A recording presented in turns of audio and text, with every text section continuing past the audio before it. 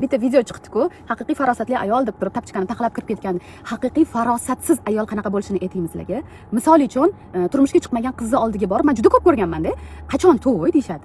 Kim bilan yosh katta bo'ladi-da, u bilib turibdi shu narsani. Yoki mayli turmushga chiqqanam deylu, hali homilador bo'lmasa qachon yengili qachon?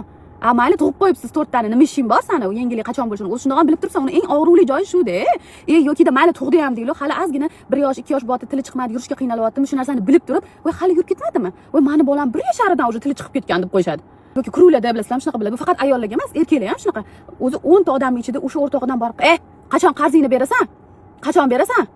Qarzing esingda yo'qmi deb qo'yishadi. Yokidan kiyib olgan bo'lsa kiymani, meni kiymim maqtanib qo'yishadi o'shani oldida. Bilib turibsan, o'zi senga misol uchun o'sha narsani muhtojligi uchun olgan-ku, nimaga uni xijolat qilib maza qilasizlar? Yo, bu shunchalik gryazligidan, yokida realni o'ta farosatsiz bu narsani oddiy hol deb o'ylab, oddiy savol berish deb o'ylab tushunib gapirishadi. Mana men uchun haqiqiy befarosatlik o'sha. Kimnidir tapchikasini olib taxlamasdan kirib ketish norma men uchun. Men chunki shunaqaman-da, tapchikani birovnikini simbolik taxlab, shu qo'limni tiqib hayotda taxlab kirib ketmayman. Shunaqaman, nima qilay? Mayli, men shu uchun befarosat hisoblansam hisoblana qoling. Men oyog'ida xudo biladi gribboka bormi, sassiydimi oyog'i bilmayman-ku. Men anaqa tabiatim mana shu narsani ko'tara olmaydi.